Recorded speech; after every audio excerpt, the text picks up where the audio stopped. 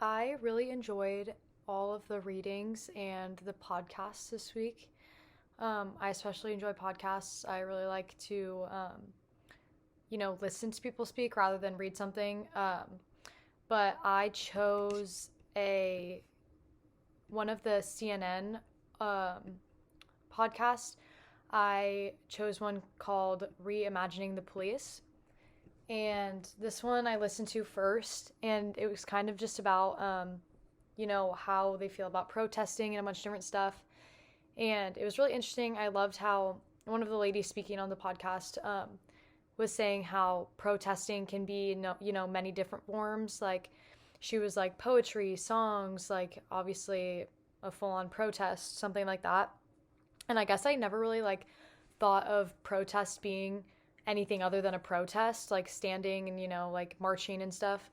I never really thought of like a poem could be a form of protest. I mean, I obviously knew it was like advocating for it, but I think that's really interesting because there were this summer with the Black Lives Matter movement. I am from Ohio, so at home we had a lot of protests going on in Toledo, and I wanted to participate so bad. A bunch of my friends wanted to as well, but our parents were kind of like, with everything going on, we don't want you to go. Like, it feels unsafe just because it was so unpredictable. Like, you never knew what was going to happen there.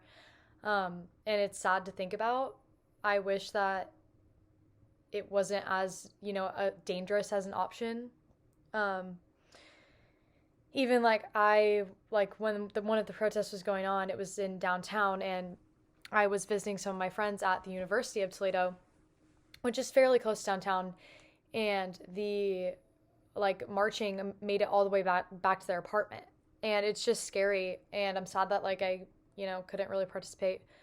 But I also enjoyed the letter to James, and how we had got to write a letter to someone either in our past, present, future, whoever we wanted to write it to. I wrote mine to my mom because she is someone who this summer I was able to talk about those kind of issues in the world going on right now. And she's always taught my brothers and I that, to always have an open mind and to treat people equally and love everyone. And I'm really grateful that I got to grow up in a household like that, because everyone doesn't. And how, whether it be racism, sexism, anything like that, in our house, and the way my parents taught us is that we can have our own opinions on anything, and they're okay with it. Just whatever we want to feel, we can feel. And I think that's how, for me, I just think everyone should be that way. We can respect other people's views. We can feel some way about something, and my parents have always been like, you know what, you can feel one way and you can also respect someone else's feelings about something. And I think that would help a lot with all of the racism in the world today. And it's just a problem that has been going on for too long. I'm looking back to my grandparents' generation, and how my grandparents, they're not necessarily racist, but, some comments that they make, and they're, very strict Catholics, and just old-timey. They're pretty old, and so some comments that they make and some of their views seem pretty racist to me.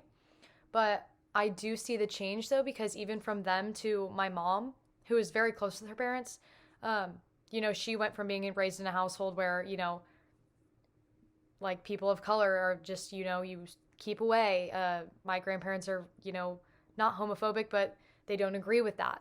So going from my mom learning that growing up to being able to teach me and my siblings that, everyone is equal and that you should love everyone, I think is really cool, a really cool direct change that I can see because I'm around them all the time. But I do think that even from my mom's generation to mine, there still is more change that needs to happen. And even with there's a bunch of petitions that you could have signed during all this Black Lives Matter movement happening, but there's no actual change happening. And I just wish that there was something that could just click and it could happen. So, thank you.